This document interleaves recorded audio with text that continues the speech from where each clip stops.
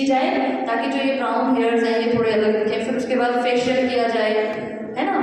फिर बालों के लिए, क्योंकि बाल रफ हो जाते हैं, हम पूरा दिन बाहर घूमते हैं, तो रिबॉन्डिंग कर ली जाए। ऐसी बहुत सी चीज़ें हैं जो आज मार्केट का हिस्सा हैं। तो ऐसे में किसी का ये सोचना कि क्यों ना बहनों के लिए कुछ किया जाए, क्यों ना कुछ ऐसा लाया जाए कि हमारी बहन बेटियां सुरक्षित हो जाएं। तो उनके विचार को देखकर ही आप फेशियल करना चाहते हैं, या आप फेस पे फेस पैक लगाना चाहते हैं, या आप क्रीम का यूज़ करना चाहते हैं, तो आपकी पसंद को देखते हुए ही इन सब प्रोडक्ट्स को बनाया गया। आपको वापस नहीं लेके जा रहे हैं, आपको नहीं कहा कि मुल्तानी मिट्टी ही लगानी है, वो आपको एक नए फॉर्म में उसी चीज़ को दे रहे हैं कि आपके मन में जो यहाँ ये चीज़ बैठ गई कि आज का भारत है, आधुनिक भारत है, और आधुनिक भारत के साथ चलने में भलाई है। वरना लोग आपको कहेंगे कि आप अभी भी बिल्कुल पीछे 19वीं सदी 18वीं सदी में जी रहे हैं, इसलिए आपको जो चीज़ है उसको वेस्टर्नाइज रूप देकर आपके समक्ष रखा जा रहा है। और ये हमारे लिए बड़ी अच्छी बात है। क्यों? क्योंकि हमारी भी इच्छा हो गई, जो हम चाहते थे वो मिल जाए, और उन्होंने जो चाहा उनका विचार भी पूरा हो गया।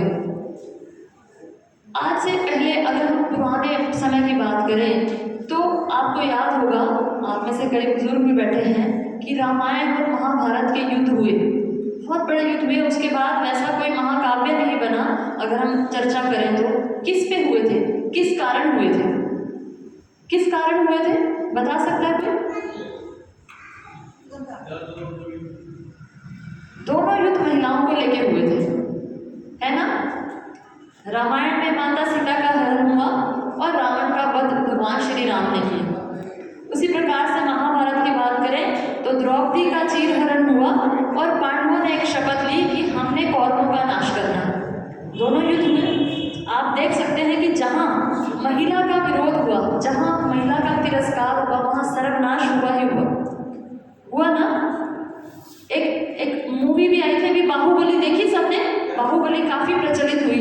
उसमें भी आप देखें तो शुरुआत कहाँ से होती है, वो जो उसमें राजकुमारी है उससे विवाह को लेकर लड़ाई शुरू हुई थी। छोटे भाई का विवाह हो गया और बड़े भाई ने उसको अपनी इज्जत का एक सवाल बना लिया, और वो युद्ध कहाँ तक चला, 3 पीढ़ियां उसमें खप गई।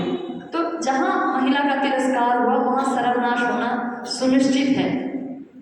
आज से पहले की हम बात करें तो पीछे भी ये सब होता रहा, लेकिन आज जैसा कहा, मैं किसी विशेष व्यक्ति के लिए कह रही हूँ ये बात, हालांकि ये आपका अपना मंच है, लेकिन फिर भी कहीं ना कहीं आप मेरी बात से सहमत होंगे। आज देश के प्रधानमंत्री यशस्वी नरेंद्र मोदी जी ने एक नारा दिया कि बेटी बचाओ बेटी पढ़ाओ, और महिला के उत्थान के लिए वो काम करना चाहते हैं। चाहे वो उन्होंने प्रयास किया कि बहनों को गैस सिलेंडर दिया जाए, चाहे शौचालय बनवाए जाए, उनकी सोच महिलाओं को लेकर जागृत थी। तो आज विश्व में वो 1 नंबर पे है ना। चारों तरफ एक ही नाम सुनने को मिलता है, मोदी मोदी मोदी मोदी। मैं आपको एक बात कहना चाहती हूँ, इस बात को कहने से मेरा यही उद्देश्य था कि जो ये कंपनी है इसने भी शुरुआत महिलाओं के उत्थान के लिए की है। तो आप सोच सकते हैं कंपनी कहाँ पहुँचने वाली है। संसार में जो स्थान इनको मिलने वाला है उसके विषय में आप कल्पना नहीं कर सकते। जैसे प्रोडक्ट्स की बात हुई, मैं खुद बहुत सारे प्रोडक्ट्स मैं यूज़ करती हूँ। जिस दिन ये शुरुआत हुई और अमर ने मुझे कहा कि बहन जी आप यूज़ करके देखो, तो मुझे भी डर लगा था। मैं आपको सच बताऊं कि नई चीज़ है, पता नहीं कैसा होगा, और धीरे धीरे एक प्रोडक्ट मैंने यूज़ करना शुरू किया। और जो हमारे कंपनी के ओनर हमारे दोनों भाई हैं, उनसे भी 1-2 दफ़ा मिलना हुआ। जहाँ कहीं मुझे लगता है कि यहाँ इस चीज़ में थोड़े से सुधार की ज़रूरत होती है, मैं वो भी बताती हूँ कि भाई साहब यहाँ मुझे लगता है कि इस प्रोडक्ट को अगर हम इस तरह से प्रयोग करें तो और अच्छा होगा। तो और ये मेरे लिए बड़े सौभाग्य की बात है कि मेरी बात को माना भी जाता है, सुना भी जाता है।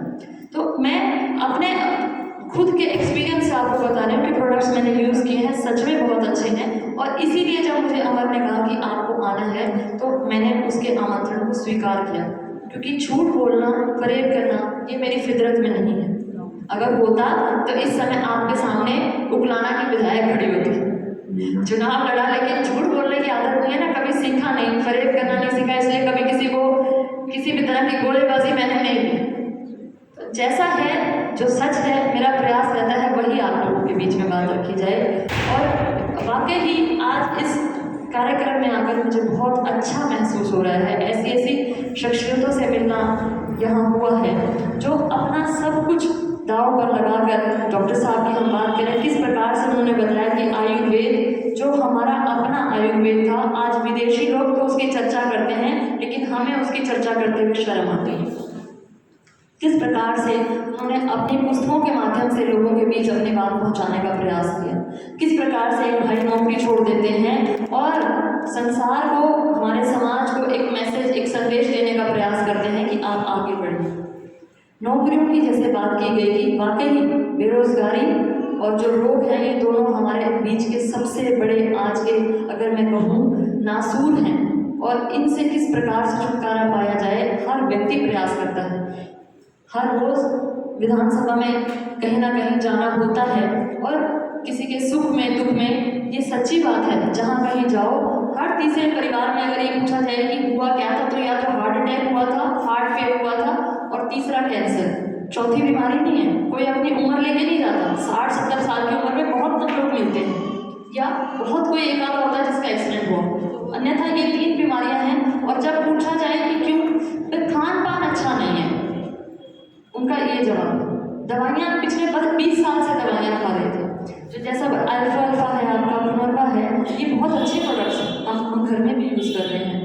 तो मैं आपसे इतना ही कहना चाहती हूँ, क्योंकि ये मंच है वो शॉप नेट का मंच है, इतना मुझे बोलना नहीं चाहिए, लेकिन मैं अपनी तरफ से सिर्फ अपनी तसल्ली आपको देना चाहती हूँ। आप अपनी इच्छा से कीजिए, आपको यूज़ करना है आप अपनी मर्जी से कीजिए, लेकिन मुझसे अगर पूछा जाए तो वाकई एक अच्छा प्लेटफॉर्म है, वो आपके स्थापित होने के लिए भी अच्छा है, आपके प्रयोग करने के लिए भी एक अच्छे प्रोडक्ट्स हैं, आप ज़रूर इनका प्रयोग कीजिए। बात महंगे सस्ते की नहीं होती, बात होती है कि आज के समाज में, आज के समय में आप अपने आप को किस प्रकार से बचा सकें। हम अपने बच्चे की सुरक्षा के लिए, अपने बच्चों की पढ़ाई के लिए अपना सब कुछ दांव पे लगाते हैं कि अगर मेरा बच्चा IAS ऑफिसर बनना चाहता है, मेरा बच्चा JEE IIT क्लियर करना चाहता है, मेरा बच्चा MBBS MD डॉक्टर बनना चाहता है, तो मुझे अपनी ज़मीन गिरवी रखनी पड़े, मुझे अपने जेवर बेचने पड़े या मुझे किसी से उधार लेना पड़े, मैं इन चीज़ों में बिल्कुल पीछे नहीं हटूँगा या हटूँ। तो जब आप ठीक होंगे, स्वस्थ होंगे, जब आप पूरी तरह से सक्षम होंगे, दिमागी तौर पर भी, शारीरिक तौर पर भी, तभी आप अपने बच्चे के लिए कुछ कर पाएंगे। आप किसी से कर्ज लेंगे तो तभी हम उसका वापस कर पाएंगे जब हम फिजिकली फिट होंगे। तो उसके लिए जो भी प्रोडक्ट्स यहाँ हैं उनका ज़रूर आप एक बार प्रयोग करके देखिए, उसके बाद आपका मन हो, आपको लगे कि ये अच्छे हैं, तो आप आगे भी इनका प्रयोग कीजिए। मुझे आपसे सिर्फ इतना ही कहना था। इस मंच पे आने से पहले मैं एक छोटी सी बात बताना चाहूँगी। पहले पंचकूला एक कार्यक्रम था वैसा आप सबका, और अमर ने मुझे कहा था पंजी में, उस दिन बाय चांस मैं चंडीगढ़ थी, हमारी 2 दिन की बैठक थी, तो मैं चंडीगढ़ थी, तो मुझे इसने कहा कि बहन जी आपको पहुँचना है, और मैंने भी उससे कहा मैं आऊँगी। अब आज सुबह हमारी बात हुई और शाम तक इसके मुझे 10 फोन आए कि कल आपने पहुँचना है। मैंने कहा आपको वहाँ बोलना भी पड़ेगा। मैंने कहा ठीक है। अच्छा बोलना पड़ेगा। मैंने कहा ऐसा बोलना पड़ेगा कि सब लोग खुश हो जाएं। मैंने कहा ऐसा बोलना पड़ेगा कि लोग तालियां बजाएं। मैंने कहा ठीक। और मुझे शाम तक इसने इतना प्रेशर दे दिया कि डर के मारे मुझे बुखार हो गया और मैं कहने नहीं पहुंच पाई। तो आज भैया तालियां जरूर बजा देना। अच्छा बोलूं ना बोलूं, नहीं घर जाके डांट पड़ने वाली है। आप सबका बहुत बहुत धन्यवाद, बहुत बहुत आभार। एक बार फिर मैं आप सबका स्वागत करती हूँ, अभिनंदन करती हूँ और ईश्वर से प्रार्थना करती हूँ कि जो बहन बेटियों की सुरक्षा की बात करते हैं, ईश्वर उनको सुरक्षित रखे, उन्हें आगे बढ़ाए और उन्हें बहुत मान सम्मान दे। इस भारतवर्ष में नहीं, विश्व में इनका नाम हो, इसी आशा और विश्वास के